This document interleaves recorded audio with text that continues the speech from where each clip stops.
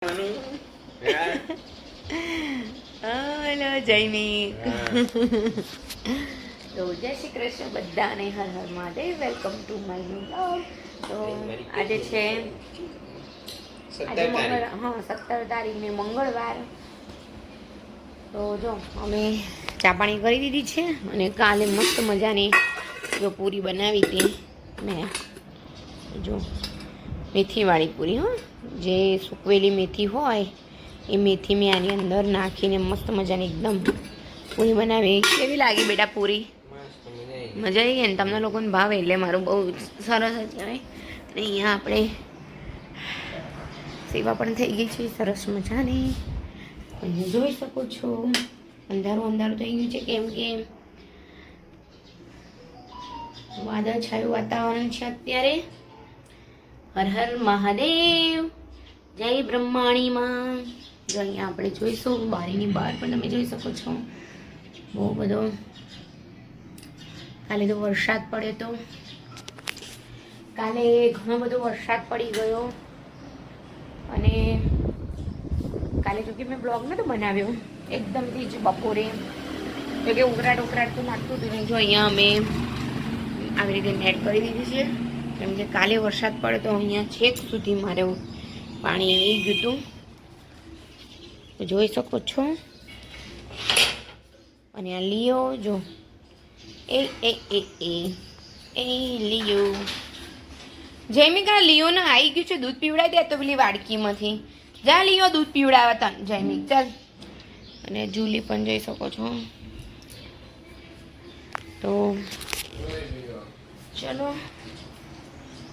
એ લિયો લિયો લિયો લિયોને દૂધ પીવાનું છે.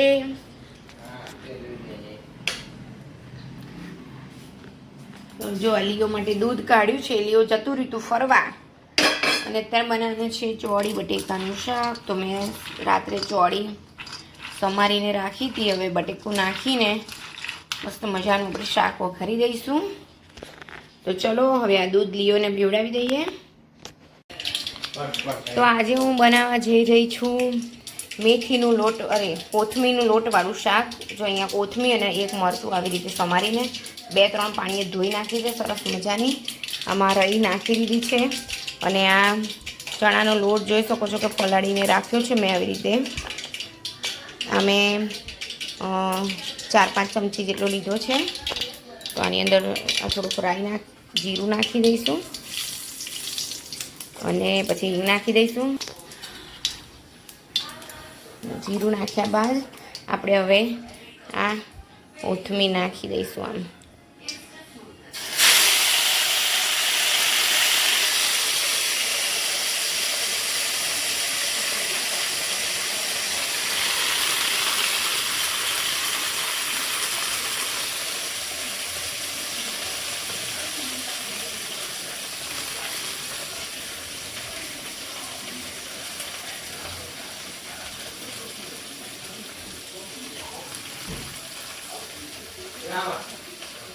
હા, જો હવે આને હલાવવાનું છે આવી રીતે. થોડીક વાર આ સોફ્ટ થાય એવું રાખવાનું છે. તો આપણે આની અંદર હવે નાખી દઈશું થોડુંક હળદર નાખીશું અને સ્વાદ પ્રમાણે મીઠું નાખીશું.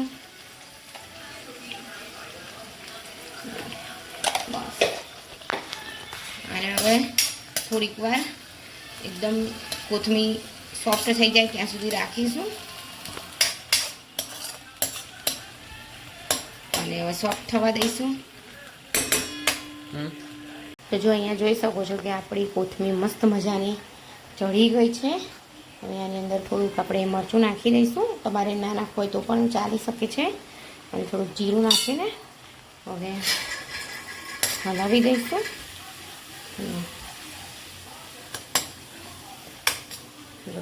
અને હવે આપણે આ જે બેટર તૈયાર કર્યું છે બેસનવાળું એ આની અંદર એડ કરી દઈશું.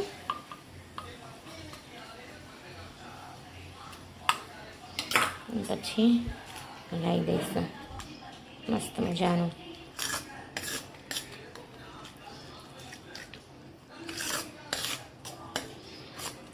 જરૂર જણાય તો થોડુંક પાણી વેડીને આપણે એને ચડવા દઈશું. હું થોડુંક પાણી વેડી દઉં છું જેથી કરીને લોટ સરસ મજાનો ચડી જાય. બસ જો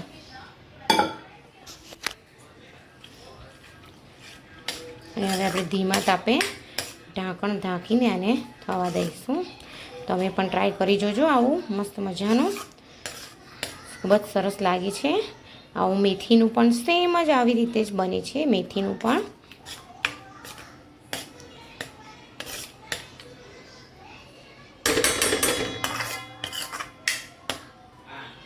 હવે એને આપણે ઢાંકણ ઢાંકીને ચડવા દઈશું. તો અહીંયા મારું ચોરી બટેકાનું શાક પણ તૈયાર થઈ ગયું છે મસ્ત મજાનું. અને આ શાક હજી થાય છે. જો થોડું ઘણું દહીંમાં આપણે એને ચડવવાનું છે. પછી મારે તો જો કપડાં સાબુ બ્રશ કરવાના પણ બાકી છે. પણ હવે પહેલાં ભાખરી બનાવી દઉં જેથી કરીને અલ્પેશ ખાઈ લે. પછી બધું કામ ફટાફટ થઈ જશે. તો અહીંયા જોઈ શકો છો કે આપણું મસ્ત મજાનું શાક તૈયાર. જો અહીંયા જોઈ શકો છો કે મસ્ત મજાનું શાક આપણું તૈયાર થઈ ગયું છે. જો લીઓ અહીં બેસી ગયો છે એના ગાભા લઈને. હે લીઓને પલળવું નહીં ગમતો.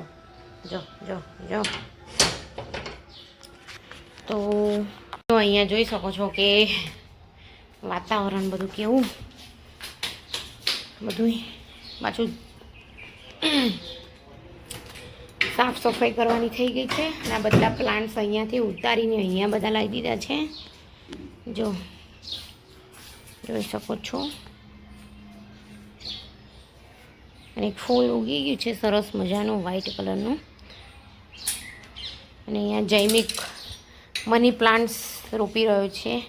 કેમ જૈમિક? ઓકે. જો પેલી માટી ઉપર લાવવાની તો રહી ગઈ. એક નવી આવી એક ટેકનિક છે.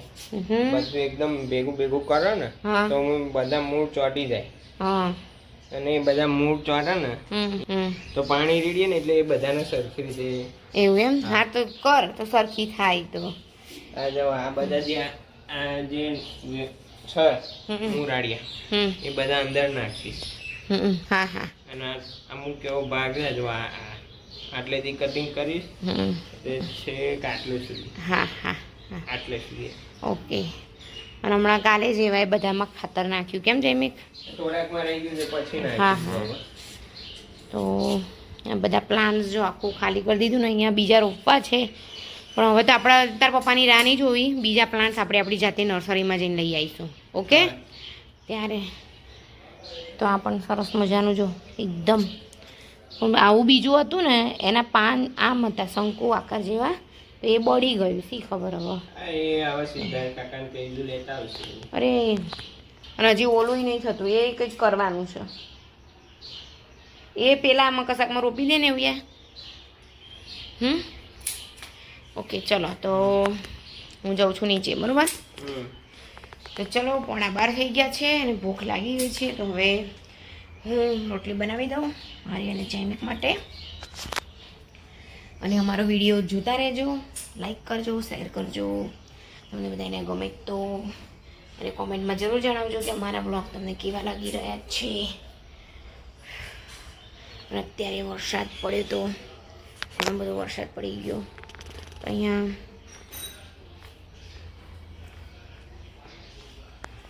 પગ ધોવા પડશે કારણ કે ઉપર જઈને આવી છું એટલે બધા માટીવાળા પગ થઈ ગયા છે. તો જોઈ શકો છો કે હમણાં જ વરસાદ રહી ગયો છે. એ થોડુંક કાઢ્યું છે વાતાવરણ છે જાવું. અને લીયો જો પાછો. હા લીયો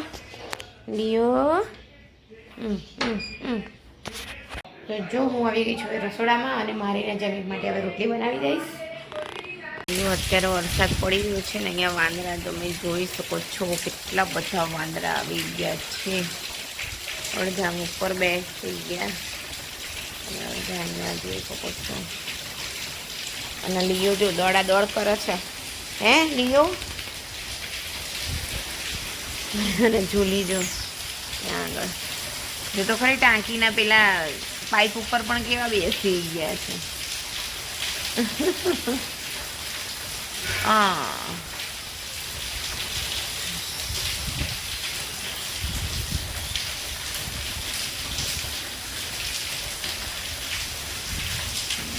જો વાંદરા આવી ગયા છે. જો જો જો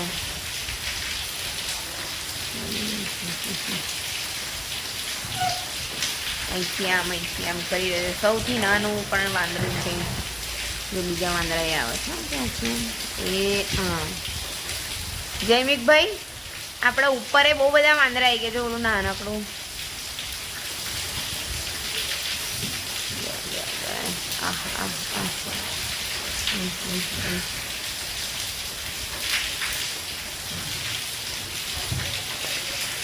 ઉપર ભરાયા છે.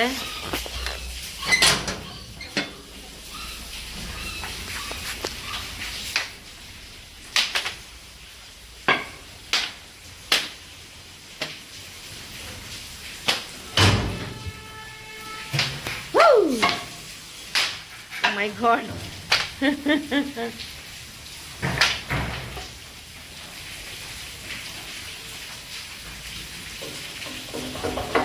અહીંયા આની ઉપર છે જયમી, ત્યાં ઉપર છે આમ જો.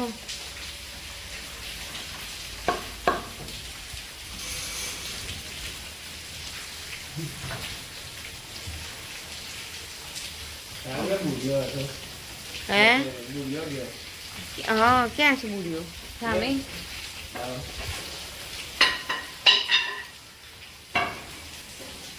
અહીંયા ઉપર તો નહીં જતા રહે ને આપણા.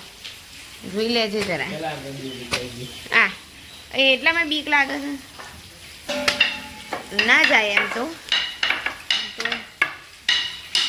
છો મારું ઉપર વાંદરા. નાના નાના બાના બધા આવી ગયા છે. જો એ ભૂસકો મારશે.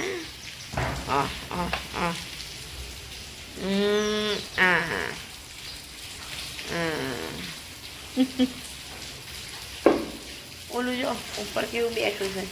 હેલો હેલો બિચારા એમ નહીં તે કેટલા બધા વાંદરા આવી ગયા છે વરસાદમાં. જોઈ શકો છો.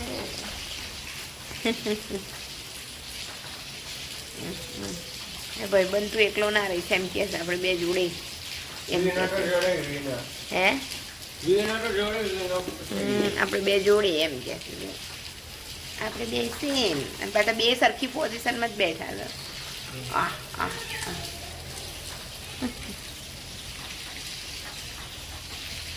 અને પેલા બે જો ત્યાં આગળ.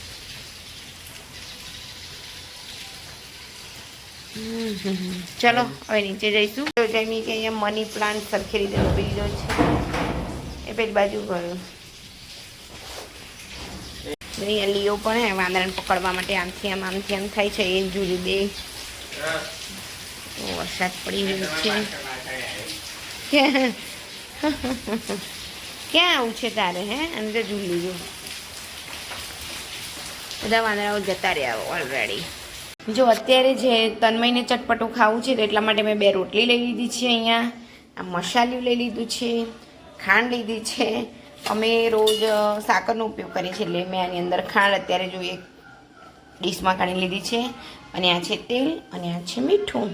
તો હવે આપણે આની અંદર શું કરીશું? જો ધાણા જીરું લેવાનું છે. જો તન્મયને છે ને તીખું નહીં ભાવતું એની અંદર તમે આની અંદર આ મરચું પણ આટલું થોડુંક નાખી શકો છો, પણ અમે હું નથી નાખતી અત્યારે એની માટે બનાવું છું એટલા માટે. તો જો વધારે મસાલો જોઈતો હોય તો થોડુંક વધારે નાખી દેવાનું અને પછી આમ મિક્સ કરી દેવાનું. જોયું? મિક્સ કરી દીધું પછી આમ ખાડો કરી દેવાનું અને પછી આ તેલ એની અંદર રેડી દેવાનું. તો જોઈ શકો છો તેલ રેડીને બધું મસાલો આની અંદર આમ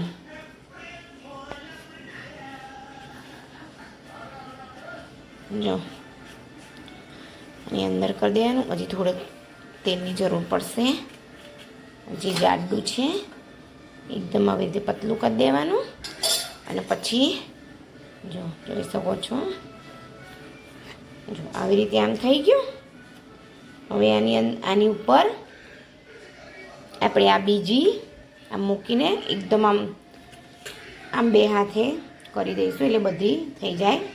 જો અહીંયા જોઈ શકો છો કે મસાલો આખી રોટલીમાં આવી ગયો છે. હવે છે ને આ ખાંડ થોડીક અંદર સ્પ્રિંકલ કરી દઈશું. જો અને હવે આમ પૂરી વાળી દઈશું. આની અંદર મરચું નાખીએ એટલે સરસ લાગે, પણ તન્મયને મરચાં નાખ્યા વગર ભાવે છે આવું મોડું. આપણે મોટા પણ ખાઈ શકીએ છીએ, એવું નથી કે નાના પણ ખાઈ શકીએ. જો કંઈ નાસ્તો ના હોય તો છોકરાઓને ભૂખ લાગી હોય તો આવી રીતે તમે આપી શકો છો. જોઈ શકો છો સરસ મજાની પીપુડી રેડી થઈ ગઈ છે. હું આને પીપુડી કહું છું. અમે જ્યારે નાના હતા ત્યારે મારી મમ્મી આવું કરીને અમને ખવડાવતી હતી. તૈયાર છે મસ્ત મજાની મસાલેદાર પીપુડી. જો અમે પાછી પીપુડી વાળી દઈશું એટલે તન્મય ખાઈ લે. ઓકે, પીપુડી ઇઝ રેડી. અત્યારના વાગી ગયા છે 6 અને બસ જો અત્યારે વરસાદ રહી ગયો છે સરસ મજાનો, પણ પાવર આવજા થઈ રહ્યો છે. અંદર છે એ ચાર્જિંગ લાઇટ ચાલી રહી છે મારે. તો બસ આજનો વિડીયો અહીંયા જ એન્ડ કરી રહ્યા છે. અને તમને પણ જો આવી રીતે મારી જેમ કોથમીરનું બેસનવાળું શાક ટ્રાય કરી જોજો, બહુ જ મસ્ત લાગશે અને મજા પણ આવશે. એવું નથી કે એને રોટલી સાથે પણ ખવાય, એમને રૂખું પણ ખાઈ શકાય એવું છે. તો બસ આજનો વિડીયો અહીંયા જ એન્ડ કરી રહ્યા છે. લાઈક કરો, શેર કરો, સબસ્ક્રાઈબ કરો.